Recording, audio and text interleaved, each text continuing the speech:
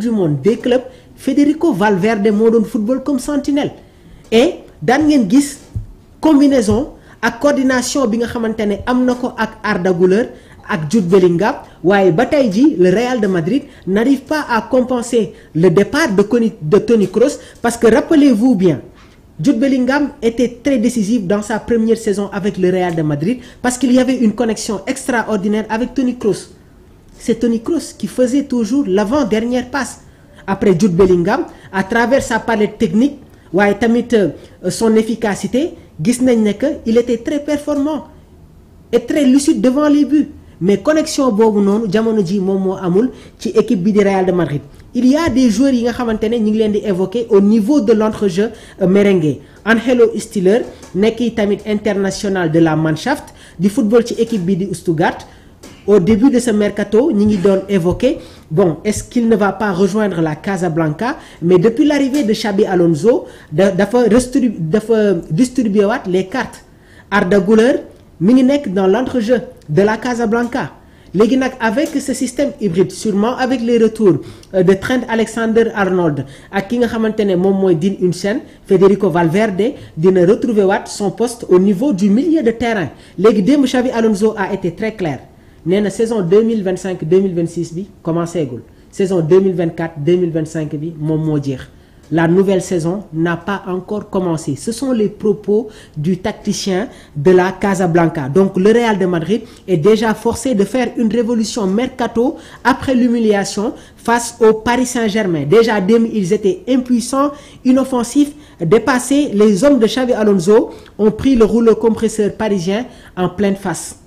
Il y avait des déchirures il y avait vraiment des couacs entre les joueurs waaye tamit manque de coordination bi nga xamante ne noté woon nañ ko et l'attitude des attaquants merengues ils ne font pas de repli défensif et sooy football avec une équipe offensive comme le Paris Saint-Germain wala ak le FC Barcelone il faut nga am ay attaquants yi nga xamante ne dañuy amal un repli défensif pour pouvoir suppléer les latéraux parce que soo ko deful déjà le défenseur les arrières dañuy gaaw a sonn parce que dañuy dépenser énergie et loolu dafay profiter wu à l'équipe adverse donc c'est des critères yi nga xamante ne nañ ko jël en considération donc les prochains jours vont être animés probablement avec les arrivées de nouvelles recrues ki nga xamante ne moom mooy Chaïbou Gassama nee na je vois le Real de Madrid acheter un joueur comme Lamine Camara ou Angelo Stiller s'ils veulent remplacer Toni Kroos maa ko wax man li ma waxoon mooy Dani Ceballos après le départ de Toni Kroos dama ne ci équipe Real de Madrid kenn moo am profil Toni Kroos beaucoup ne le comprenaient pas bi ma waxee Dani Ceballos c'était sur un plateau plateau de DS Sport TV bi ma waxee Dani Ceballos beaucoup ne comprenaient pas mais moom moo am style de jeu bu Toni Kroos léegi regardez ce qui s'est passé avec les blessures de Eduardo Camavinga Carlo Ancelotti dafa dem intégrer ki nga xamante ne moom mooy Dani Ceballos au niveau de l'entrejeu du Real de Madrid et il a été performant def na ay très belles prestations saa yu footballé des fois comme sentinelle au niveau de l'entrejeu de la Casablanca Angelo Stiller c'est un très grand joueur waaye tamit li ma leen mën a wax mooy le Real de Madrid ñoom suñuy renforcer wu au niveau de leur milieu de terrain dañuy bëgg a attirer joueur bi nga xamante ne am na tour moo tax en un moment ñi ngi doon évoquer Enzo Fernandez nekk milieu de terrain ci équipe bi nga xamante ne moom mooy Chelsea mais Enzo Maresca a été très clair Enzo Fernandez est un joueur de Chelsea les merengues laissez-nous notre milieu de terrain ngir yàlla bàyyi leen ñu ak tamit ki nga xamante ne moom mooy suñu milieu de terrain nekk tamit vice-capitaine des Blues muy Enzo Fernandez on va prendre déjà cette réaction de Univers Gaynde moom tamit mu nekk un internaute de Sport Life 221 allo ñu ngi lay ziar Univers ñu ngi lay ziar bu baax a baax a baax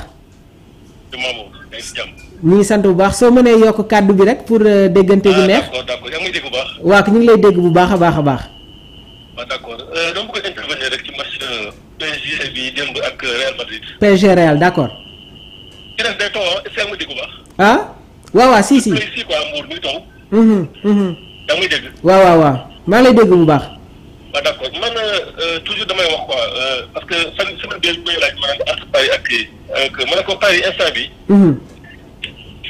man dama yaakaar ne lépp lu ñu fa teg Europe instant bi Paris ñoom Paris moo ko mën. waaw parce que ils ont am nañu effectif boo xam ne vraiment tous les jours parce que c'est valable à tous les postes. waaw postes yëpp yaakaar naa ne instant bi bon soo xoolee Donnarumma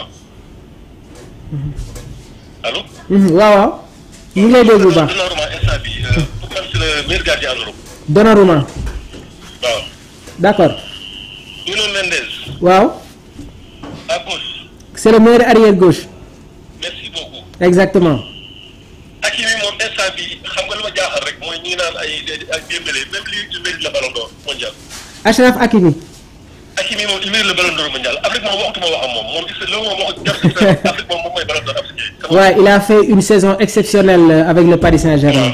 Très bien. waaw merci mais nag instant bi xam nga suñuy tànn toujours la plupart. bon duñu commencé rek football yi daal dañuy xool entre les attaquants et les défenseurs et les milieux. souvent dañuy favoriser les attaquants quoi.